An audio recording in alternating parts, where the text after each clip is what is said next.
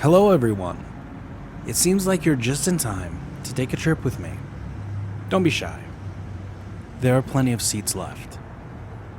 There are so many locations around the world that are considered haunted, and I would like to share these places with you. Who knows what we will find. Before we begin our trip, I do want to let you all know that hauntings are not always negative. This is a myth people have placed upon the paranormal, that everything is sinister in nature. A haunting takes place because of a strong emotion linking something or someone to an area.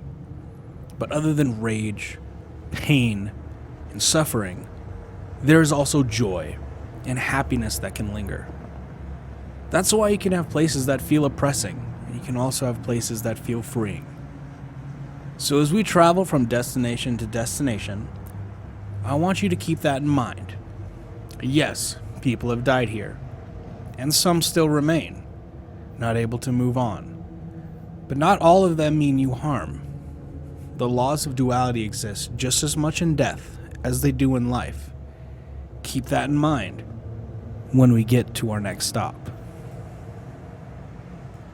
In 1903, a steam-powered car inventor by the name of Freeland Oscar Stanley came down with tuberculosis. And around that time, the treatment for such a condition was fresh, dry air, and plenty of sunlight. So in order to better his health, he decided to partake in the fresh air of the Rocky Mountains. At first, he moved to Denver, Colorado with his wife Flora in March of 1903. But after a recommendation by Dr. Sherman Grant Bonney, they moved again in June to Estes Park, Colorado, where they stayed for the rest of the summer. Over this period of time, Stanley's health drastically improved. And also within this time, he was captivated by the beauty of the valley and decided to return every year. By 1907, Mr. Stanley had fully recovered and was visiting Estes Park. But he was no longer content with the rustic accommodations, lazy pastimes, and relaxed social scene of his new summer home. So he decided to undergo the task of making Estes Park into a resort town. And later that year, construction began on the Hotel Stanley, which was an 88 guest room grand hotel that catered to the moderately wealthy and welcomed those that were seeking a visit to the healthy climate of the area. The main building and the concert hall were both completed in 1909, which marked the opening for the hotel. Stanley also created a few special steam-powered vehicles, which he called mountain wagons, to bring guests from the nearest train depot in Lyons, Colorado, up to the hotel. Surprisingly at the time, it seems as though the hotel operated at a loss, with Stanley remarking that he spent more money each year than he had made. But with how much that went into making this place, it seemed more like a welcome pastime for Stanley to keep the place running. It even seems, after his death in 1940, he continued to check up on the place, reportedly appearing to guests checking in and watching the reception desk. His wife Flora also makes appearances. She has been known to be heard in the empty music room, playing on the piano. The property on which the Stanley Hotel resides was picked almost solely on its amazing view of Estes Valley and Long's Peak.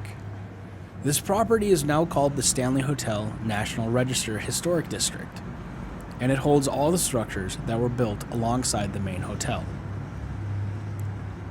The hotel opened in 1909 and was claimed as the first hotel in the country to be fully electric, even though some fixtures were also able to be powered by gas.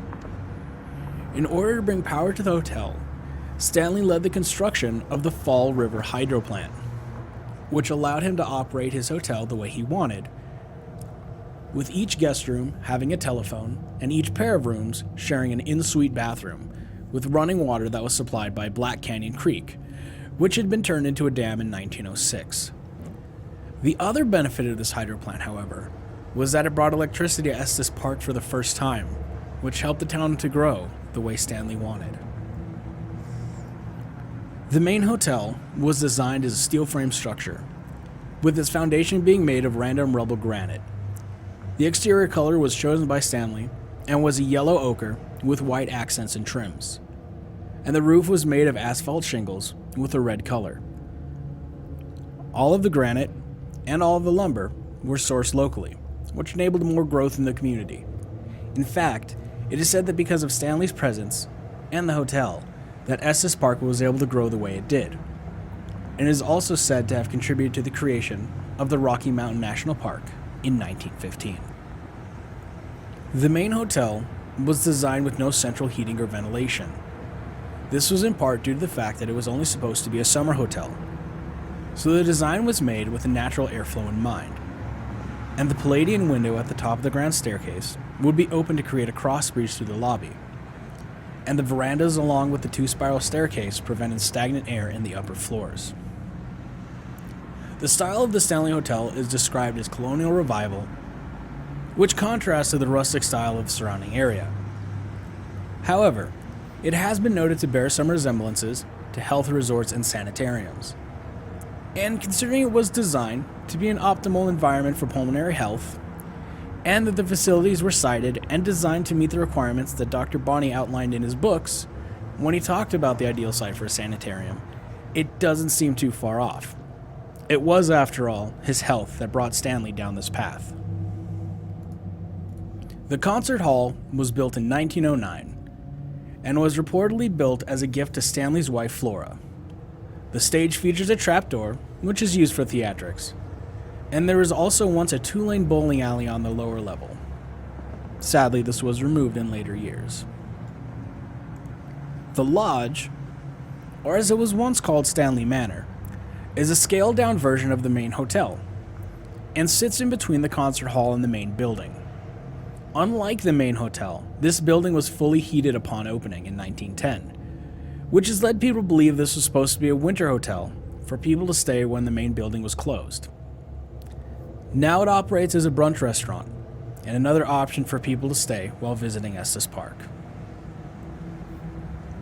Even though this hotel had laid claim to be one of the few in the world that was powered solely by electricity, due to a shortage in electrical power, they were forced to install an auxiliary gas light system in 1911. The day after these pipes were filled and set up, there was a maid working that night. She was the head maid, Mrs. Wilson, and at the time, she was lighting the lanterns in room 217. There was a gas explosion that launched her through the floor and into the dining room below. She managed to get away with 2 broken ankles, and eventually she went back to work at the hotel, where she stayed as a maid until she died. However, she has chosen to remain and keep working. She still takes care of room 217, moving things around, unpacking luggage, folding clothes, and turning the lights out. But she is very old-fashioned and doesn't like unmarried guests sharing the same bed. Some couples have reported a cold force between them while they slept, trying to push them away from each other. And sometimes, when they would wake up, they would notice she had packed the man's things and placed the luggage by the door.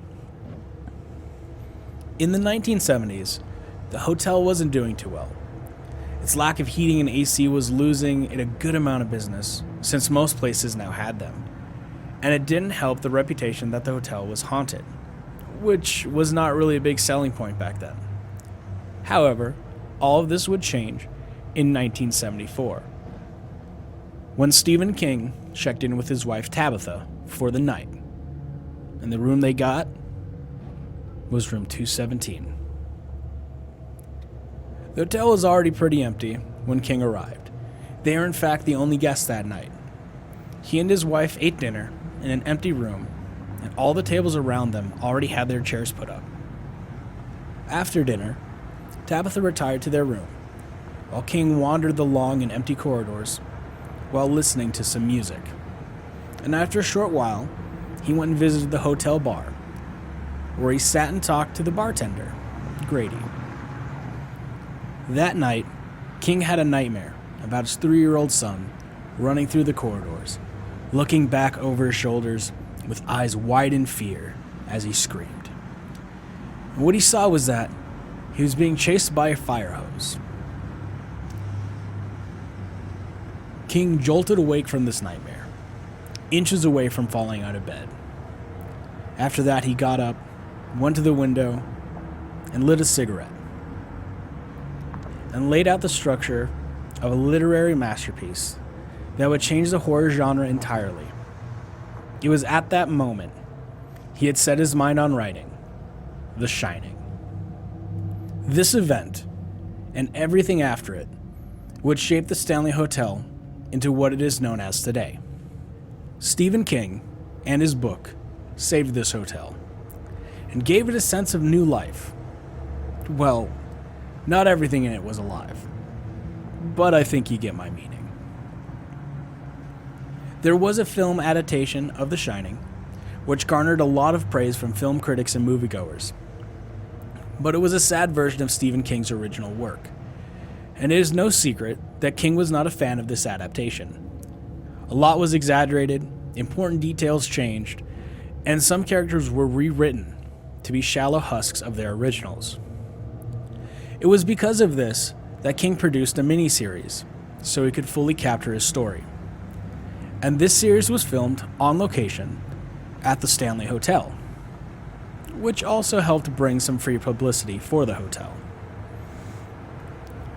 Stephen King is not the first or the last to experience the activity in room 217. In fact, while filming Dumb and Dumber, Jim Carrey stayed in that room, and after getting so scared, he apparently ran out of the room, half naked, in the middle of the night. It is also said that other members of the film crew also reported feeling very creeped out by the room. The Stanley Hotel has been called the Disneyland for ghosts by some people, and has been a popular site for investigations and people wanting to catch a glimpse of the paranormal. Shadowy figures, disembodied laughter, flickering lights, items moving, and much more have all been reported in this hotel. A popular spot for spiritual energy is the staircase between the floors. It has been aptly named the Vortex, being considered a type of portals for the ghosts that visit the hotel. Along this staircase, guests have reported many cold spots and feeling dizzy, as though someone had just walked right through them. It is also to note that ghost orbs and distortion can be seen through the cameras overlooking the staircase. But I think the best part is that sometimes you can catch Mr. and Mrs. Stanley, arm in arm, looking out over the hotel. Another popular area for spiritual activity is the underground caves, which have a high concentration of limestone and quartz, which are two minerals that some people believe help capture and hold paranormal energy.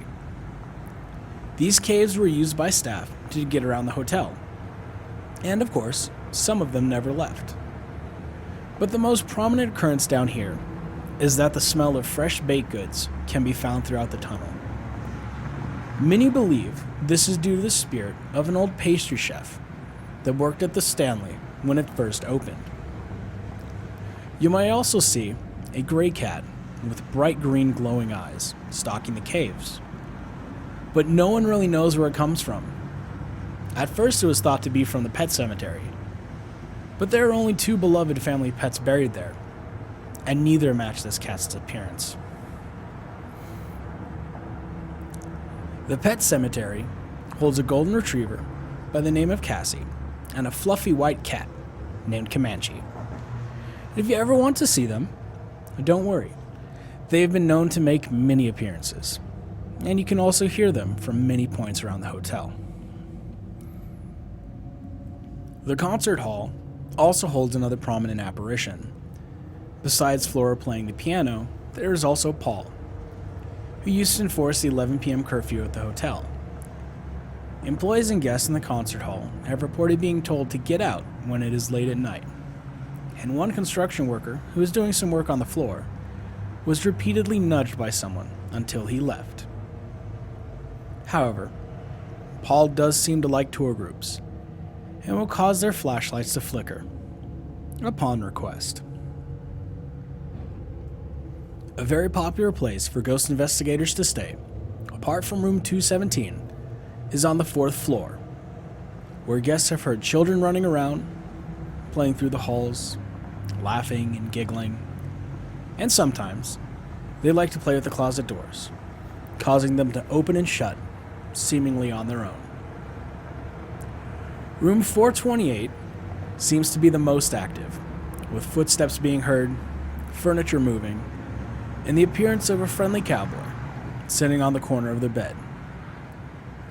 People suspect this cowboy to be the spirit of Rocky Mountain Jim Nugent, mainly because he mostly appears to women and sometimes will give them a kiss.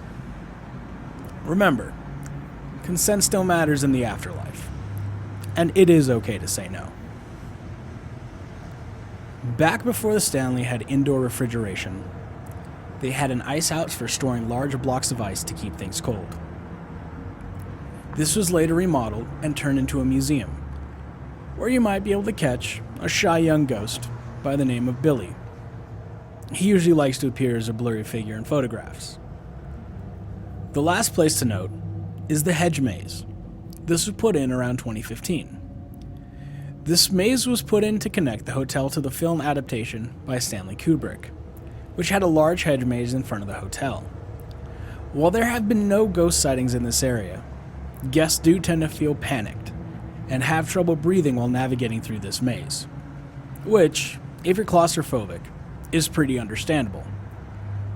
But given the history of this hotel, I don't doubt that something is there. The Stanley Hotel has become one of the most popular hotels for anyone who enjoys the paranormal, and also for those who want to prove ghosts don't exist. There are tours that you can take to go through the underground caves and around the different locations on the property. There are restaurants, bars, spas, and a museum that all offer something different. And of course, if you are brave enough, you are able to rent out room 217 and any other room you'd like.